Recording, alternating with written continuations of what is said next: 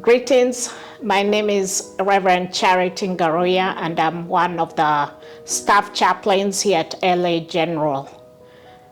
One of the ministries that we work closely with as chaplains is the Angel Interfaith Network, which is a ministry that is now housed under St. Camilla's Center for Pastoral Care.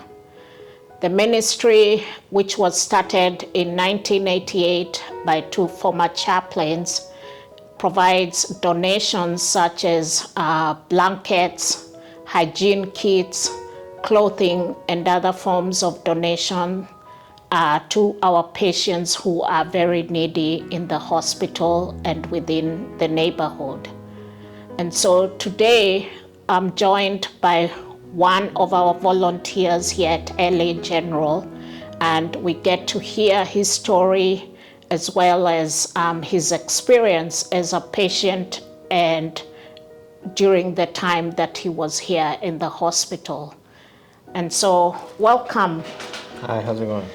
Can you please share a little bit about your name and about yourself? My name's Halmar Chavez. I came to the hospital 9 years ago. I was thrown off the rooftop of a 4-story building. I did not fall on the floor, I would have died.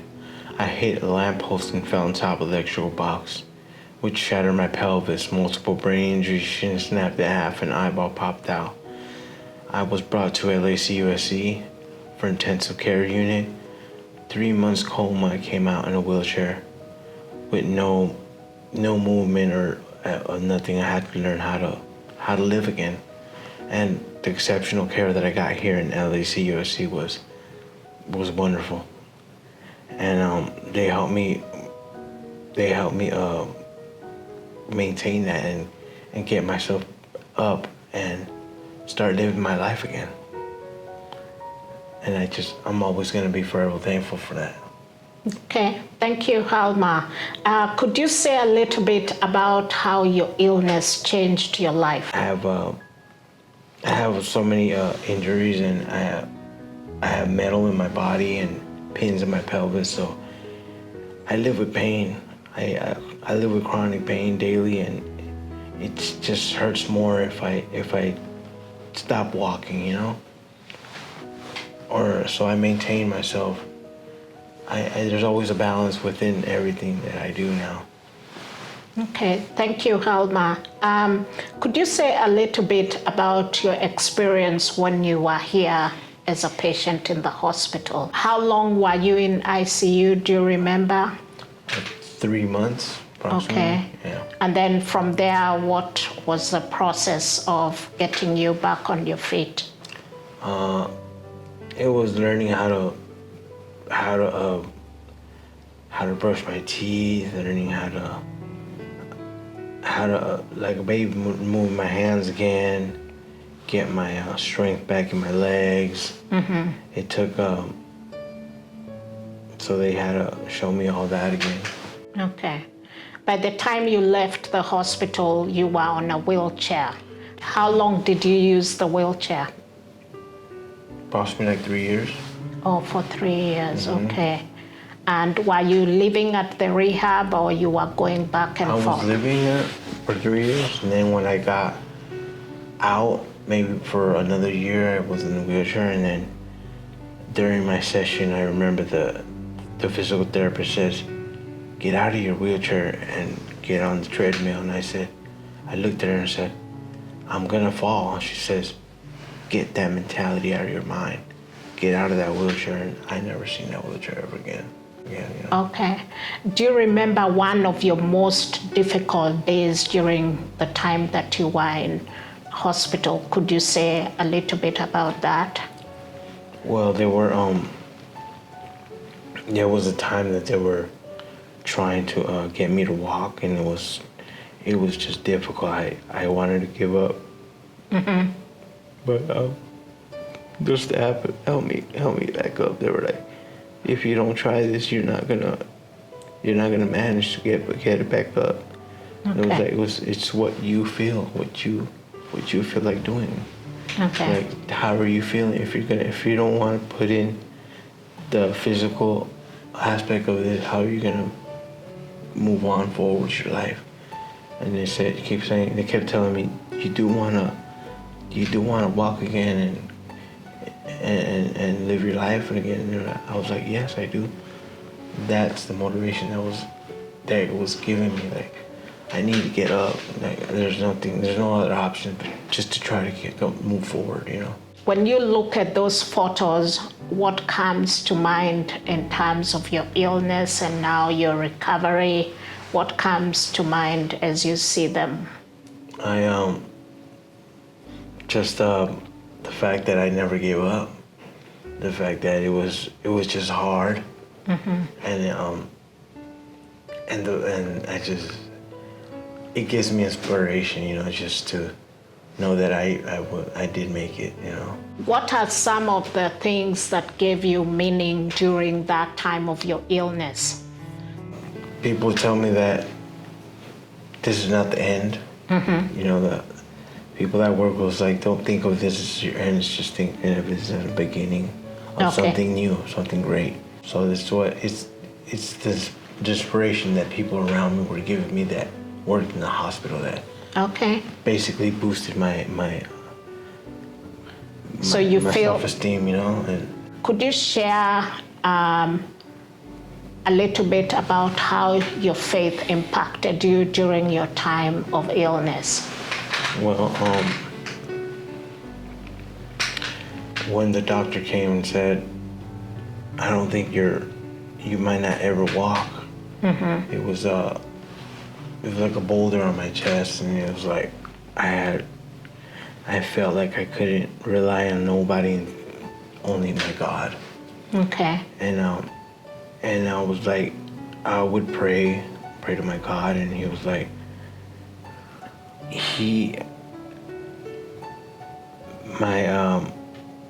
my parents were like, you need to be, your faith has to really want this for you to continue and tell God and realize and tell him what you want. Set goals for yourself. Do you feel like that time your faith grew stronger? It did, a lot more stronger. Because then I felt not alone, you know. It was like I would not feel alone. I was excited because all the people that worked around me were professional, and they would tell me, they would give me, also build my faith up also, you know. But I remember that my mom telling me in coma that all the staff and all the chaplains, they were singing songs of church songs around my bed all day, and they were praising God around my bed in the hospital. I think that helps a lot, you know. That helped motivate me. I was in coma, but the way it sounded, our mind's still thinking while we're in a coma. Can you share a little bit about what you're doing now professionally and how your illness impacted what you decided to do for your career? Right now I'm in college I'm in healthcare career college. I'm studying physical therapy. So that the role of me learning how to take care of myself, it played a lot in my mind. I got it fascinated in how to help people, how to give hope back to people, how to appreciate the smallest things in life. I think the impact that I got from all the staff and all the assistants that I received when I was a patient in here, that motivate me on how I can impact another person, how I can make a difference in life, you know. So Halmar, you are a volunteer here at LA General. Can you say a little bit about what led you to do that? Just the whole helping people through their struggles, because I myself was going through that, and like in a bad way, the depression and all that. It was just horrible at first, you know, that you don't want to do nothing. And I know how that could be if you need people around you that support you and help you out. Okay. So, I like giving back to that, That's one of I really love doing that. I really like helping others. Okay. So how long were you a volunteer here at LA General? 2 years exactly. 2 years. Can you share a little bit about what are some of the things that you did? I first, since I know the hospital well, I was transferring patients back and forth to their destinations, and also it gave me the chance to speak to them. Okay. And to be like, how are you doing today? And to get to know them a little better, get to know how to speak to people better. Because I was when I got out of the hospital, I was dealing with PTSD, so I felt like people wanted to hurt me. So it was a long time. I had a year of that, and I had to go to therapy here. So for me to be able to get the confidence to speak to people again. It was why I would talk when I was volunteering. I would speak to people and not be intimidated. Hi, how are you doing? So that all played a part in my recovery as well.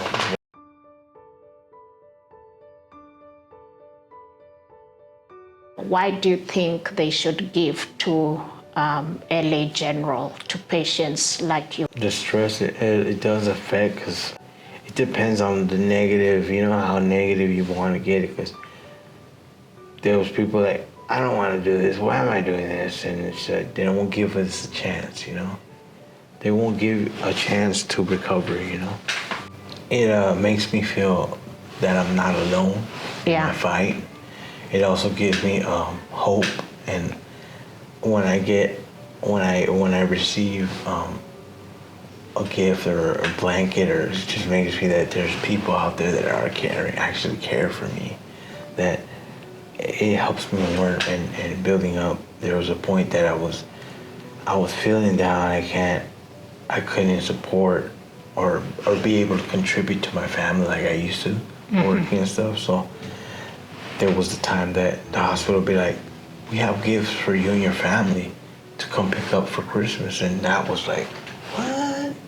What do you want for Christmas? I never gotten that question. What do you want in your life?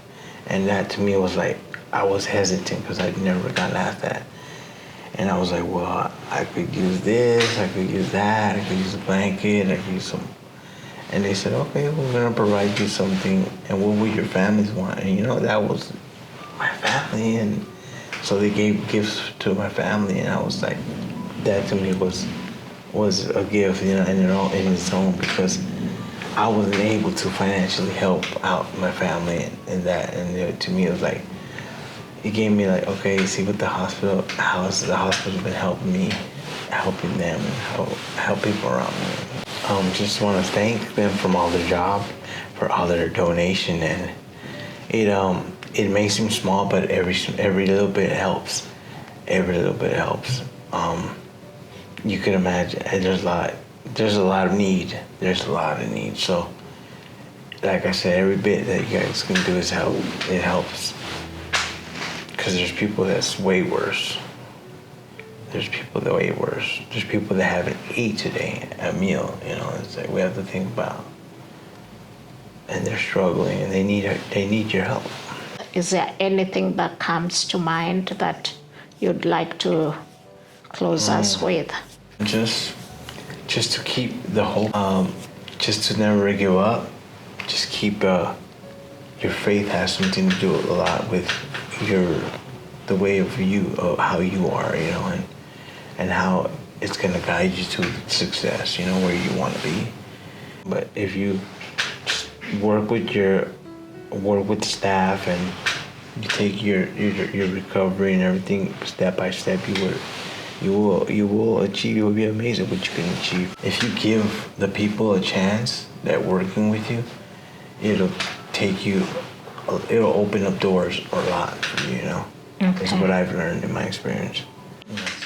Okay, thank you, Halmar. I really appreciate you taking the time to speak to me and to our donors And again, I echo what Halmar has just said, that we as LA General, St. Camilla's Center for Pastoral Care, and Angel Interfaith Network, we appreciate all the donations that you give, both in kind and cash, that go a long way to help patients like Halmar and many others during their time of need. Thank you. Thank you.